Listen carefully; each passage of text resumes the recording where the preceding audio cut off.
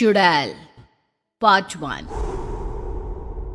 ऊंची ऊंची पहाड़ियों और घने जंगल से घिरा हुआ भैरवगढ़ गांव काली पहाड़ी के ठीक पीछे था। काली पहाड़ी यानी मौत का घर। भैरवगढ़ गांव तक पहुंचने का रास्ता बेहद दुर्गम था। लगभग 24 घंटे घने तूफान और तेज हवाओं की वजह से वहां के वीराने माहौल की कहानियां लोगों के दिलों को दहला देती थी। ऐसे बहुत कम लोग थे जो भैरवगढ़ गांव तक जाने की हिम्मत करते थे। लोगों का कहना था कि इस गांव के आसपास बुरी आत्माओं का साया मंडराता है। गांव के रहने वाले लोगों ने वैसे तो अपनी आंखों से किसी बुरी आत्मा या साये को नहीं देखा था, लेकिन गांव का बच्चा बच्चा इस बात को महसूस कर सकता था कि गांव के ऊपर कोई तो खौफनाक साया मंडरा रहा है। और उसकी वजह ये थी कि उस गांव में जैसे ही कोई लड़का 18 साल का होता, उसके 18वें जन्मदिन की रात ठीक 12 बजे अकस्मात उसकी मौत हो जाती। हर बार ये मौतें बड़े ही रहस्यमयी ढंग से होती और इस बार सरपंच सुमेर के बेटे को 18 साल होने में अब बस 15 दिन बाकी थे। अजी सुनते हैं, हमारा बेटा भी कुछ दिन बाद 18 साल का हो जाएगा। कहीं वो डायन उसे भी खा गई तो। कैसी बातें कर रही हो? जब वो इस गांव में ही नहीं है तो कोई भी डायन या बुरा साया उसका कैसे कुछ बिगाड़ सकता है? उसे कुछ नहीं होगा। हाँ जानती हूँ, आपने उसे पढ़ाई के बहाने इस गांव से बाहर निकाल शहर भेज दिया है, लेकिन ये भी तो सच है ना कि वो बार बार यहाँ आने की जिद करता रहता है। वो चाहे कितनी भी जिद कर ले जानकी, पर मैं उसे इस गांव में कभी वापस नहीं आने दूंगा। मैं नहीं चाहता कि गांव के दूसरे लड़कों की तरह मेरे बेटे की भी अजीबोगरीब ढंग से मौत हो जाए। कभी कभी तो लगता है कि हम सब गांव वालों को हिम्मत करके अपने गांव को इस बुरी आत्मा से छुड़वा लेना चाहिए।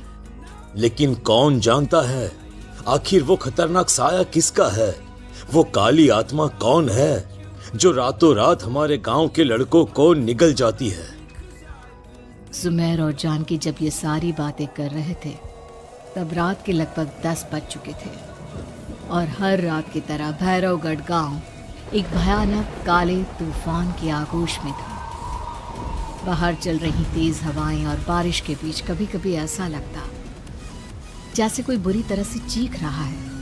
किसी के तड़पने और चीखने की आवाजें गांव के कानों में बार बार टकराती, पर वहां रहने वाले किसी भी औरत या आदमी के अंदर इतना साहस नहीं था कि वो अपने घर से बाहर कदम रख के उन आवाजों तक पहुंच सके। सो जाओ जानकी और घर के खिड़की दरवाजे कसकर बंद कर दो। अब जानकी सब खिड़कियां ठीक से बंद करने ही लगती है कि तभी उसे अपने घर के दरवाजे पर जोर जोर से खटखटाने की आवाजें सुनाई देती है। इन आवाजों को सुनकर जानकी और सुमेर के चेहरे डर से पीले और हाथ पैर ठंडे पड़ जाते हैं। जानकी, जानकी, इतनी रात कौन होगा?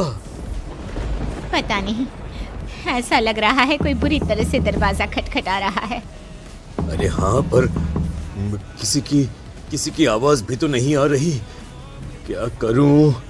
दरवाजा खोल लूं या नहीं? कहीं ऐसा ना हो कि किसी को हमारी मदद की जरूरत हो।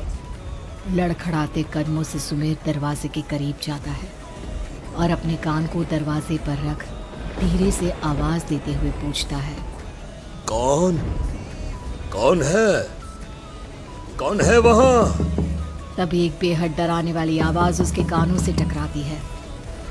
दरवाजा खोलो, दरवाजा खोलो, वरना आज की रात इस गांव में कोई जिंदा नहीं बचेगा। मैं जानती हूँ तुम्हारा बेटा 18 साल का होने वाला है। अगर उसकी जान की जरा भी परवाह है तो दरवाजा खोल दो।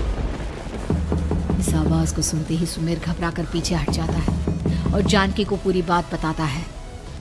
कहीं वो डायन हमारे घर तक तो नहीं पहुंच गई? अब हम क्या करेंगे? मुझे दरवाजा खोलना ही होगा जानकी। मेरे पास अब कोई रास्ता नहीं है। इतना कहकर सुमेर डर से अपनी दोनों आंखें कसकर बंद करता है और कांपते हाथों के साथ झटके से दरवाजा खोल देता है। तभी किसी के जोर से हंसने की आवाज सुमेर और जानकी को सुनाई देती है। उस आवाज को सुन दोनों दरवाजे की तरफ देखते हैं और सामने अपने बेटे राहुल को खड़ा देख दंग रह जाते हैं। राहुल के हाथ में उसका मोबाइल होता है जिसमें से वो आवाज बज रही थी। ये क्या मजाक है? और तू यहाँ, तुझे मना किया था ना गांव में आने को, समझ में नहीं आता क्या? 18 साल का होने वाला है तू। माँ, आप लोग भी पता नहीं किन अंधविश्वास भरी बातों पर भरोसा करते हैं। क्या क्या मैं अपने घर नहीं आ सकता? आप लोगों से नहीं मिल सकता? देख बेटा, हमने तुझे किसी वजह से ही इस गांव से दूर रखा था और यहाँ आकर तूने अच्छा नहीं किया। चल चल चल, मैं तुझे अभी के अभी वापस शहर छोड़कर आता हूँ। ओफो पापा, आप बेकार की बातों से परेशान हो रहे हैं। बाहर इतना तेज अंधड़ तूफान चल रहा है, कहीं जाने की जरूरत नहीं है। मैं बस आप लोगों से मिलने आया हूँ, कुछ दिन रहकर चला जाऊंगा। दिमाग खराब हो गया है इस लड़के का, नहीं जानता कि इस गांव में ये सुरक्षित नहीं है। किसने कहा था तुझे यहाँ आने को?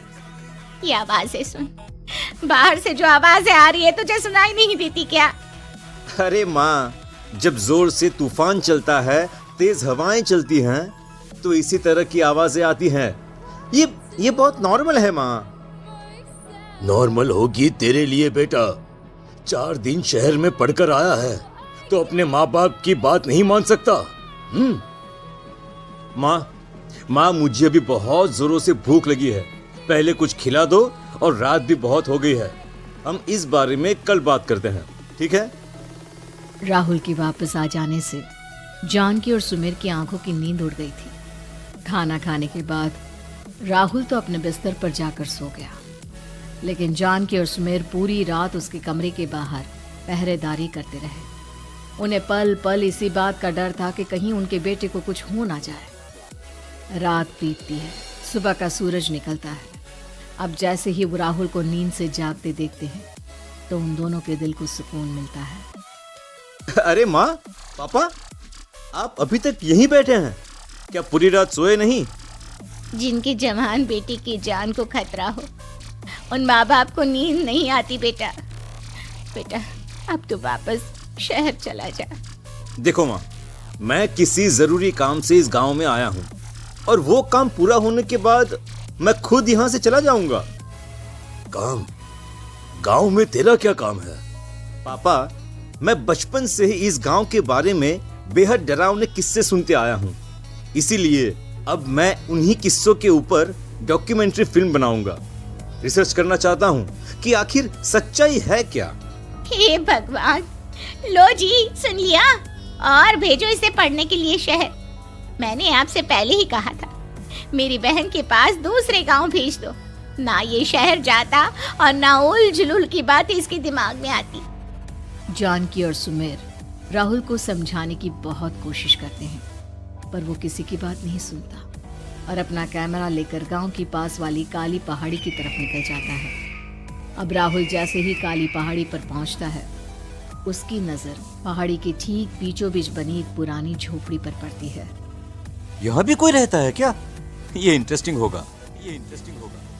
राहुल की आवाज पहाड़ों से टकराकर उसके कानों में सुनाई दे रही थी। उसने चारों तरफ का नजारा देखकर वहां की तस्वीरें अपने कैमरे में उतारना शुरू कर दिया। तभी अचानक राहुल ने अपने कैमरे में खींची हुई तस्वीर को जूम करके देखा, और उसमें उसे जो नजर आया वो देखकर राहुल के होश उड़ गए। क्या सचमुच उस गांव के ऊपर किसी बुरी आत्मा का साया था? क्या राहुल की जान बच पाएगी? क्या देखा था राहुल ने उस फोटो में जिसे देखकर वो दंग रह गया? इन सवालों